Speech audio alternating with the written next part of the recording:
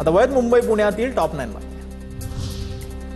वीरमाता जिजाबाई भोसले उद्यानामध्ये गुजरातमधून सिंह मागवला जाणार। मुंबईच्या महापौर लवकरच गुजरातच्या मुख्यमंत्र्यांना पत्र लिहिणार।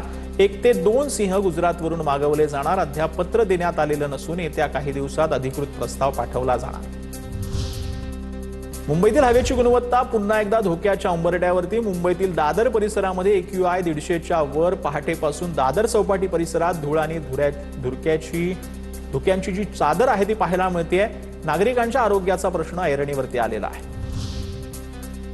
विधिमंडळाचं अर्थसंकल्पीय अधिवेशन संपेपर्यंत विधान भवन परिसरातील पे अँड पार्कला तात्पुरती स्थगिती असणार आहे। अधिवेशनासाठी मान्यवरांच्या वाहनांना जागा अपुरी पडत असल्यानं हा निर्णय घेण्यात आला। बेस्टकडून रिस्टर रजनी पटेल मार्ग विधान भवन गेटचा बसचा थांबाही तात्पुरता रद्द करण्यात आला।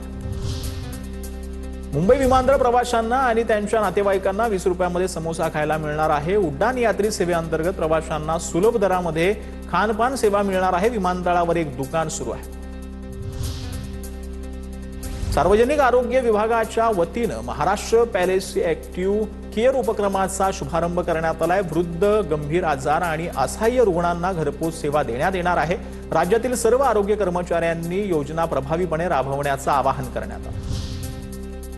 पुण्यामध्ये सुमारे 7 लाख वाहनांना ब्रेक लागण्याची शक्यता आहे। 15 वर्षांहून अधिक जुन्या वाहनांना प्रवेशबंदी केली जाणार आहे। वाहतूक कोंडी आणि प्रदूषण रोखण्यासाठी हा निर्णय घेण्यात आला।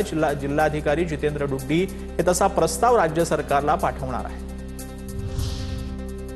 पुणे विमानतळावर रविवारी सर्वाधिक 200 विमानांचं टेक ऑफ आणि लँडिंग झालं। एकाच दिवशी 34,850 प्रवाशांचा पुणे विमानतळावर प्रवास। नवीन टर्मिनल सुरू झाल्यानंतर प्रवासी संख्येत वाढ।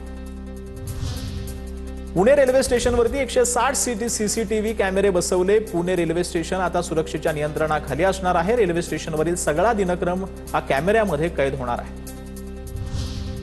पती आणि पत्नीमध्ये शारीरिक संबंध प्रस्थापित होत नसल्यानं पुण्याच्या कौटुंबिक न्यायालयानं विवाह रद्द केला। पुण्याच्या कौटुंबिक न्यायालयाचा महत्त्वाचा निकाल।